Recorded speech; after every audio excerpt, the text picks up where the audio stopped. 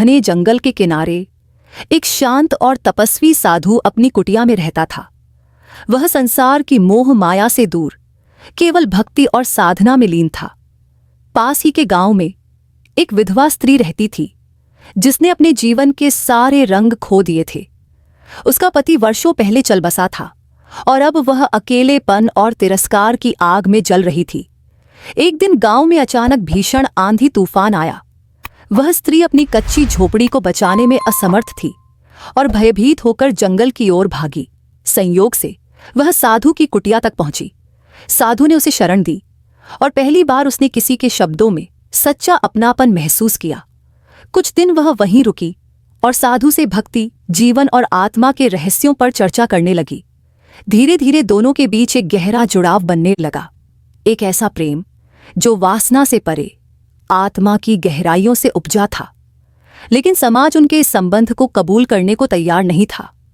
गांव वालों ने साधु पर दोष लगाया कि उसने अपनी तपस्या भंग कर दी है और विधवा पर लांछन लगाया कि उसने एक साधु को अपने मोहपाश में बांध लिया। साधु और विधवा दोनों ही इस प्रेम को किसी नाम में बांधने के पक्ष में नहीं थे। वे जानते थे कि उनका रिश्ता शरीर से नहीं, आत्मा से बांधा था। आखिरकार समाज की रूढ़ियों को तोड़ने के लिए उन्होंने एक अनोखा मार्ग चुना। साधु ने अपनी कुटिया छोड़ दी और विधवा के साथ एक दूरस्थ पहाड़ी की ओर प्रस्थान किया, जहां प्रेम को न तो किसी नाम की जरूरत थी, न ही किसी स्वीकृति की। वहां उन्होंने भक्ति और प्रेम को एक ही साधना मानकर जीवन बिताया, जहां प्रेम ईश्वर का ही दूसरा रूप था। उन पहाड़ियों की गोद में, जहां न कोई समाज की बंदिशें थीं और न कोई दुनियावी झंझट, साधु और विधवा ने एक नई जिंदगी की शुरुआत की। उन्होंने किसी बंधन में बंधने की आवश्यकता महसूस नहीं की, क्योंकि उनका प्रेम किसी भी सांसारिक नियम से परे था। साधु ने अपने तप और साधना को जारी रखा और विधवा ने भी भक्ति में अपना मन रमा लिया। धीरे धीरे उनकी कुटिया एक आश्रय स्थल बन गई। आसपास के गांवों से लोग उनके पास आते, जीवन की परेशानियों के समाधान पूछते और प्रेम और भक्ति के इस अद्भुत संगम को देखकर अचंभित होते। साधु और विधवा के प्रेम की गहराई किसी देह की चाहत में नहीं, बल्कि एक दूसरे के साथ आत्मिक संतोष में थी। उनकी बातों से लोगों को सच्चा प्रेम समझ आने लगा, वह प्रेम जो केवल समर्पण और सम्मान पर टिका होता है। परंतु संसार उन्हें चैन से रहने कहाँ देता। एक दिन कुछ रूढ़िवादी विचारों वाले गांव के लोग वहां पहुंचे। उन्होंने साधु पर आरोप लगाया कि वह अपने मार्ग से भटक गया है और विधवा पर समाज की मर्यादाएं तोड़ने का दोष मढ़ा। लेकिन इस बार साधु और विधवा चुप नहीं रहे। साधु ने कहा, जब संसार किसी स्त्री को विधवा बनाकर जीने का अधिकार तक नहीं देता, तब क्या उसे प्रेम करने का भी हक़ नहीं? जब एक साधु केवल ईश्वर से प्रेम कर सकता है, तब क्या वह एक आत्मा से प्रेम नहीं कर सकता? उनकी बातों ने बहुतों के दिलों में हलचल मचा दी। कुछ लोगों ने उन्हें समझा, कुछ अब भी अपने संकीर्ण विचारों में जकड़े रहे। लेकिन साधु और विधवा को अब किसी की स्वीकृति की आवश्यकता नहीं थी। उन्होंने तय किया कि वे प्रेम और भक्ति का संदेश दूर दूर तक फैलाएंगे। वे गांव-गांव जाकर लोगों को यह सिखाने लगे कि प्रेम का कोई धर्म, कोई रूप, कोई शर्त नहीं होती। समय बीतता गया। वर्षों बाद जब पहाड़ियों की गोद में उनकी कुटिया सुनसान हो गई, तो लोग कहते हैं कि एक दिन किसी ने वहां दो ध्यान मग्न आकृतियां देखीं, एक साधु और एक विधवा, जो ध्यान की अवस्था में ही इस दुनिया से मुक्त हो गए। पर उनका प्रेम, उनकी कथा एक अमर संदेश बनकर लोगों के हृदयों में बस गई। एक प्रेम जो शरीर से परे आत्मा का मिलन था, जो भक्ति का ही एक रूप था। उन पहाड़ियों की गोद में, जहां न कोई समाज की बंदिशें थीं और न कोई दुनियावी झंझट, साधु और विधवा ने एक नई जिंदगी की शुरुआत की। उन्होंने किसी बंधन में बंधने की आवश्यकता महसूस नहीं की, क्योंकि उनका प्रेम किसी भी सांसारिक नियम से परे था। साधु ने अपने तप और साधना को जारी रखा और विधवा ने भी भक्ति में अपना मन रमा लिया। धीरे धीरे उनकी कुटिया एक आश्रय स्थल बन गई।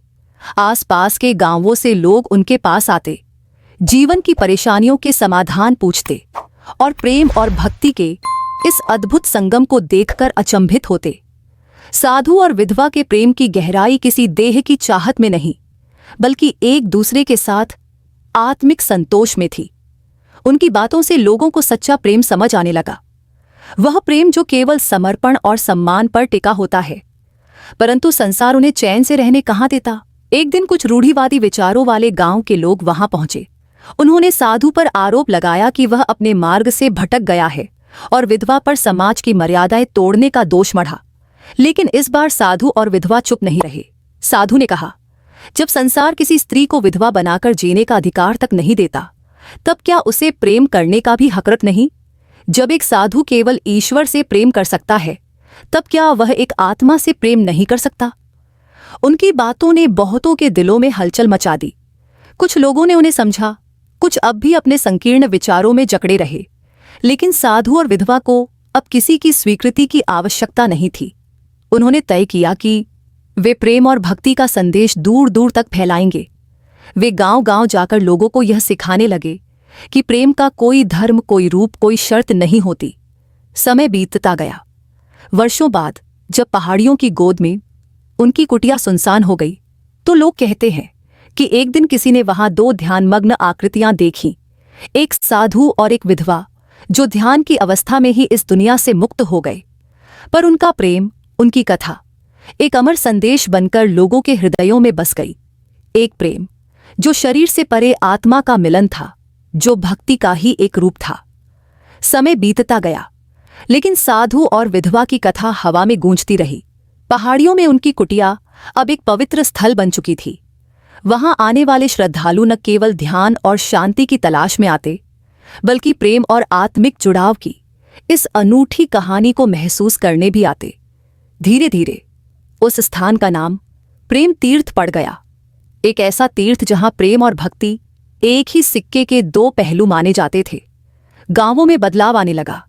विधवाओं को अब पहले की तरह तिरस्कार नहीं झेलना पड़ता था। साधु और विधवा की कहानी ने समाज में एक नई सोच को जन्म दिया कि प्रेम त्याग नहीं मांगता, बल्कि समर्पण और आत्मिक एकता से पूर्ण होता है। लोग अब यह समझने लगे थे कि प्रेम केवल सांसारिक नहीं, बल्कि आध्यात्मिक भी हो सकता है। कई युवा जो प्रेम में समाज की बंदिशों से बंधे थे, वे इस कथा से प्रेरणा लेने लगे। एक दिन वर्षों बाद एक युवा जोड़ा उस पहाड़ी पर पहुंचा। वे प्रेम में थे, लेकिन समाज की बेड़ियों से जकड़े हुए थे। उन्होंने प्रेम तीर्थ की कहानी सुनी और वहीं रहने का निर्णय लिया। उन्होंने वहां प्रेम और भक्ति का अध्ययन किया, लोगों को प्रेम की वास्तविकता समझाने का कार्य शुरू किया। देखते ही देखते वह स्थान एक आश्रम में बदल गया, जहां लोग प्रेम और आध्यात्मिक ज्ञान की सीख लेने आते। समय के साथ वह स्थान प्रेमियों, साधकों और सत्य की खोज में निकले लोगों के लिए एक पनाहगाह बन गया। वहां कोई सामाजिक बंधन नहीं था, कोई रूढ़ियां नहीं थीं, बस प्रेम और भक्ति की शुद्ध अनुभूति थी।